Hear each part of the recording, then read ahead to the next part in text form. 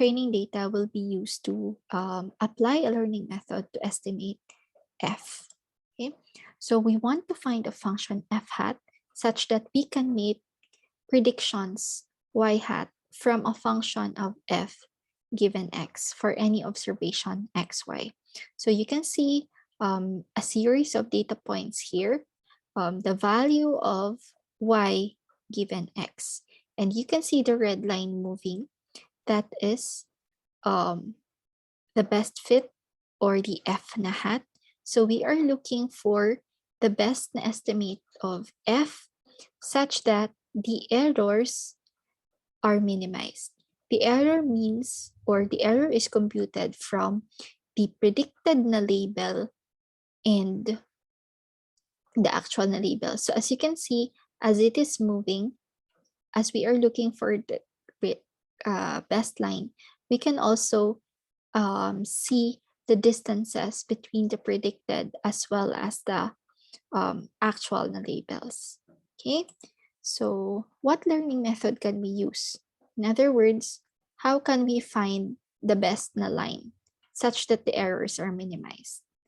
Okay. So we can use parametric or non-parametric na methods. So parametric na method involve a two-step model-based approach. First is we will perform an assumption. Okay, we make an assumption about the shape of data or the functional form of f. So for example, we have this data set. So we can see that y is increasing as x is also increasing. So we will assume that this the form of f is linear. Okay, so then given that it is linear, now we can express the y or this line using this equation: beta sub 0 plus beta 1 x1 plus beta 2 x2 plus beta p xp. Okay, so this is a linear model which will be discussed extensively in the next videos. Now we have already assumed that the line is linear or the f is linear. So the problem of estimating f is greatly simplified. So after the model has been selected, so after selecting that it is linear, then we need a procedure that uses the training data to fit or train the model. So in this case, we simply need to estimate the parameters beta sub 0, beta 1, beta 2 until the beta p, such that we can find values for the parameters, or we can make predictions for y. Yes, as you can see here, as the line is moving, the parameters for beta 1 and beta 0 are also changing. Okay, so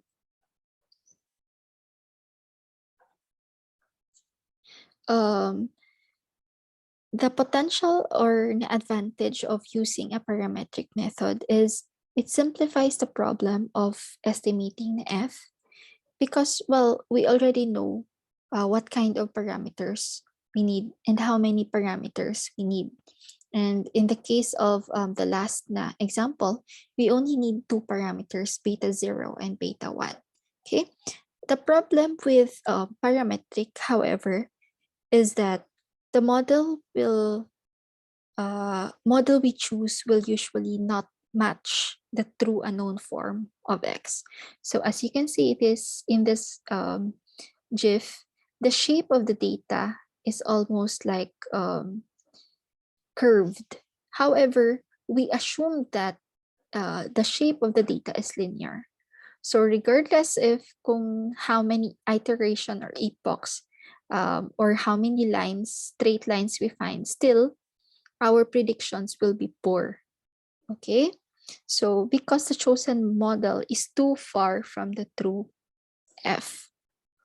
So what we can do is try to choose more flexible models. Okay, so here's an example of a parametric method. So for example, we have the advertising data set, and we know that in the advertising data set, we have the sales, and these sales may be predicted or inferred based on the budget given to the TV, radio, and newspaper. Okay, so assuming that this is linear, we can express or we can predict and output sales given this equation. We have the beta 0 plus beta 1 TV plus beta 2 radio plus beta 3 the sales. Okay, so we only need to estimate the beta 0, beta 1, beta 2, and beta 3 in order for us to predict the sales. So assuming we have already beta 0, 1, 2, and 3, we can predict, let's say, observation sales for observation 1. So we simply have to plug in the budget for TV, which is 230.1, for radio, which is 37.8, and for newspaper, which is this should be 69.2. Okay, so this is also explainable given that okay, we have found the sales because the coefficients or these parameters 1, 2, 3 have Costis values. Okay, so moving on to the non-parametric approach. The non-parametric approach does not make any assumptions or any explicit assumptions about the shape or form of f. Okay, so instead, what it does is to seek an estimate of f that gets as close to the data points as possible without being too rough or bigly. So, well, it can have a major disadvantage over the parametric ones by avoiding an assumption of a particular functional form of f. So with that, it has the potential to accurately fit a wider range of possible shapes for f. So as you can see here in the parametric method, suppose we have this data and we know that the shape of the data is shaped like this. Okay, and we are assuming that the shape of f or the shape of the line is linear. Okay, so however, since the shape of the data set is not linear, the possibility is that the estimates of f or the predictions of f will be very different from the true values of f, in which case the resulting model will not fit the data well. Okay, in contrast, in the non-parametric approaches, we completely avoid this danger. Okay, since essentially no assumption about the form of f is made, so it will try to seek the best na line given the data set. Okay, the problem with this, however, is that it does not reduce the problem of estimating f to a small number of parameters, and we need a lot of observations or a lot of data in order to obtain an accurate estimation for f. So this is heavily dependent on the data. And another problem is that, for example, we have already found a fitted line, right, for the non-parametric approach. Okay, and it is possible that it will not be able to yield accurate estimates of the response on new observations that were not part of the training data set.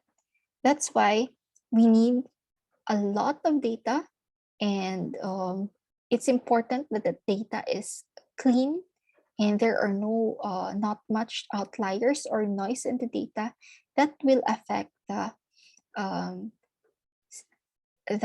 process of looking for the best line.